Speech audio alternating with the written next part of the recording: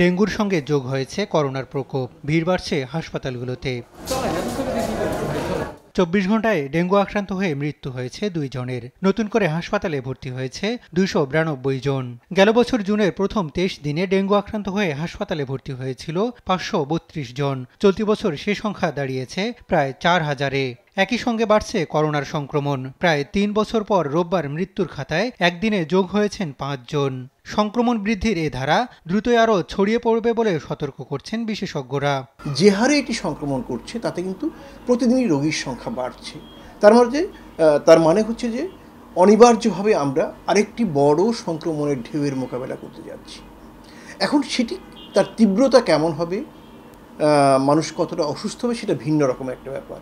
কিন্তু এটা ঠিক যে সংক্রমণ বাড়ছে এবং এর মধ্য দিয়ে একটি জনপ্রভাবও তৈরি হবে। একই সঙ্গে ডেঙ্গু ও করোনা সংক্রমণের পরও স্বাস্থ্য বিভাগের কোনো তৎপরতা না থাকায় জনস্বাস্থ্যের জন্য মারাত্মক হুমকি বলে মনে করছেন বিশেষজ্ঞরা।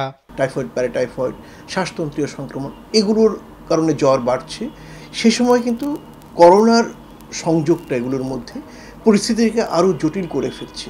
এই সময়ে কর্তৃপক্ষের পক্ষ থেকে মানুষজনকে উদ্বুদ্ধ করার জন্য, কেমন জীবনযাপন করার জন্য যে প্রভাব সৃষ্টিকারী একটি প্রচারণা করা দরকার, সেটা কিন্তু এখনও হচ্ছে না।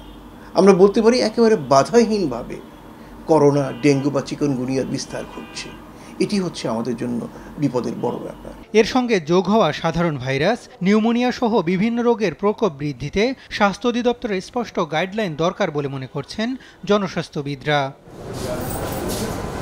হাসান আল মাহমুদ, দেশ টিভি, ঢাকা।